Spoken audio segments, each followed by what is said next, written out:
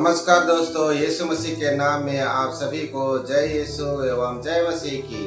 प्यारे मसीही भाई और बहनों, प्रभु यीशु मसीह की आशीष और दया और प्रेम के कारण हम सभी लोग अभी तक भले चंगे हैं, चाहे हम जहाँ कहीं भी हैं, परंतु प्रभु हमें कभी भी अकेला नहीं छोड़ते हैं, सदा वो हमारे साथ में रहते हैं।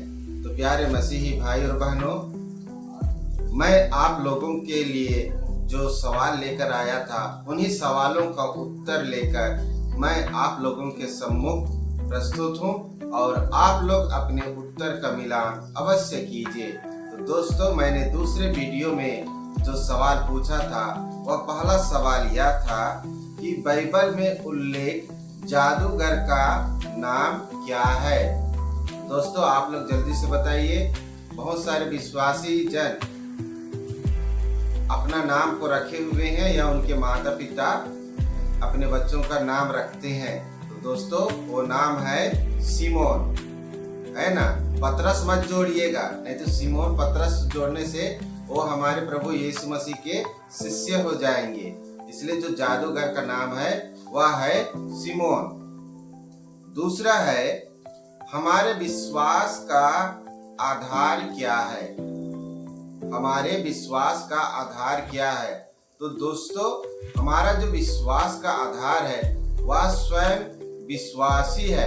क्यों?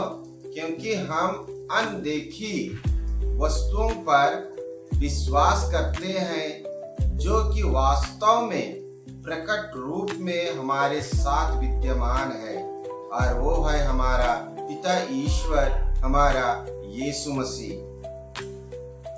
विश्वास की परिभाषा क्या हो सकता है। दोस्तों, यह था तीसरा सवाल। विश्वास की परिभाषा क्या हो सकता है। सवाल का उत्तर देने का प्रयास करता हूं, आप लोग भी मुझे जरूर कमेंट कीजिए। विश्वास की परिभाषा वो है जिस कार्य को करने के लिए हम लायक ही नहीं हैं, परंतु परमेश्वर अपनी दया और अपनी कृपा से हमें उस लायक बना देते हैं कि जो कार्य परमेश्वर स्वयं करता है, हम उस कार्य को उसी के नाम से कर सकते हैं। और स्वर्ग वाली जो बात है और पुनरुत्थान वाली जो बात है, वह हमारे विश्वास में होता है। और हम यह विश्वास करते हैं कि जब ईश्वर इस संसार में न्याय करने आएगा, तब हम पुनर्जीवित किए जाएंगे और पिता ईश्वर के साथ उनके स्वर्ग राज में ले जाए जाएंगे। यही हमारी विश्वास है। और यदि आप इन बातों पर विश्वास नहीं करते हैं, तो आपका विश्वास करना व्यर्थ हो सकता है। चौथा सवाल है, अन्य भाषा और भविष्यवाणी किनके लिए चिन्ह है। प्यारे मसीह भाई और बहनों, आप लोग इसे अच्छी तरह से जानते हैं। अन्य भाषा जो कोई भी बोलते हैं, वो सारे विश्वासी जनों के लिए एक चिन्ह है। जी हाँ दोस्तों, अन्य भाषा बोलना हम सभी विश्वासी भाई और बहनों के लिए चिन्ह है, परंतु भविष्यवाणी उन गैर विश्वासियों के लिए है जो यीशु मसीह के ऊपर विश्वास नहीं करते और उनके वचन को सुनना भी पसंद नहीं करते। लेकिन जब उनके बीच में हमारे मुख से निकली हुई कोई भी वचन, कोई भी शब्द पूरा होता है, तो गैर विश्वासी जन के लिए एक चिन्ह होता है। और जब उसे अपने आंखों के सामने प्रकट होते हुए देखते हैं, तब वो अचंभित हो जाते हैं कि हाँ भाई, ये बातें उन्होंने या उस पास्टर ने या उस सेवक ने इस समय कहा था और बिल्कुल यह वैसा ही हुआ। तब वो जानते हैं कि वास्तव में यह जो घटित हुआ समय है, वह परमेश्वर की तरफ से बताया गया एक चिन्ह है। 5वां सवाल था, दानियल को किसने खाना खिलाया? प्यारे मसीही भाई और बहनों, नबी दानियल को नबी हबक्कुक ने खाना खिलाया। हबक्कुक अपने साथ कुछ रोटी और कुछ चूरन लेकर कहीं जा रहे थे।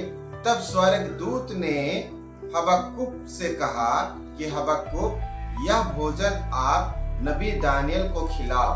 तब नबी हबक्कुक ने कहा कि मुझे तो पता भी नहीं है कि नबी दानियल कहाँ है और किस गड्ढे में है।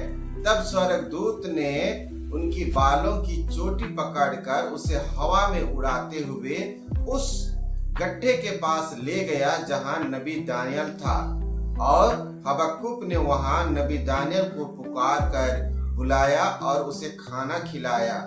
और फिर से दोबारा स्वर्गदूत ने हबक्कुक को उसी स्थान पर छोड़ दिया जहां उनका घर था।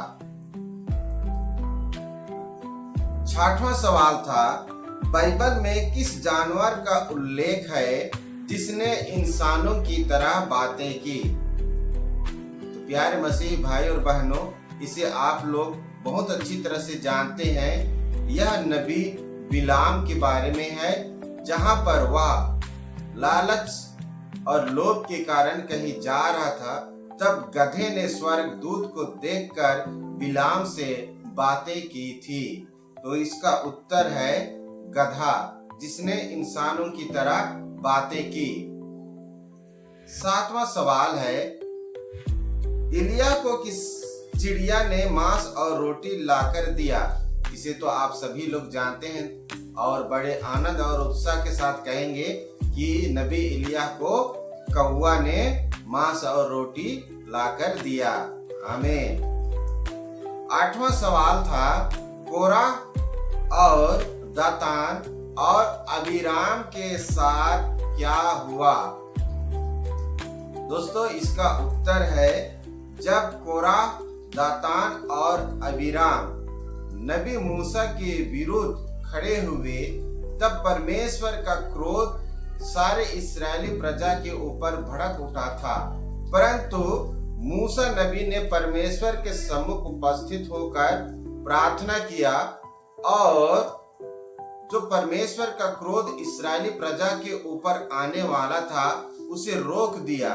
लेकिन परमेश्वर ने कोराह, दातान और अबीराम को ऐसी सजा दिया जिसकी हम कल्पना भी नहीं कर सकते।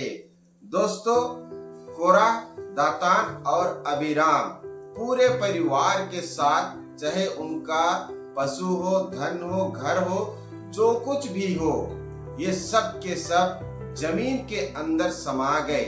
धरती फट गई और कोराह, दातान और अबीराम का पूरा परिवार जमीन के अंदर चले गए और जमीन पूरा से फिर से पैक हो गया।